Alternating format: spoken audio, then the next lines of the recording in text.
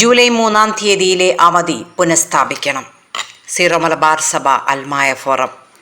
Saint Thomas ദിനമായ July 3-ാം തീയതി അവധി പുനഃസ്ഥാപിക്കണമെന്ന് സീറോ മലബാർ സഭ അൽമായ ഫോറം.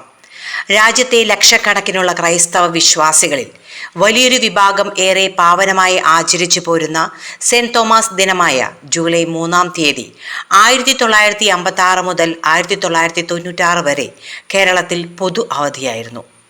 1996-ൽ മുഖ്യമന്ത്രിയായിരുന്ന AK ആന്റണിയുടെ സർക്കാരാണ് ഈ അവധി പിൻവലിച്ചത്. പിന്നീട് മാറി മാറി വന്ന സർക്കാരുകളുടെ മുന്നിൽ ഈ ആവശ്യം ഉന്നയിച്ചെങ്കിലും ഇതുവരെയും പരിഗണിച്ചിട്ടില്ല. ഈ ദിനത്തിലെ പൊതു അവധി പുനഃസ്ഥാപിക്കണമെന്ന് ക്രൈസ്തവ സഭകളുടെ ഏറെ കാലമായുള്ള താൽപ്പര്യമാണ്.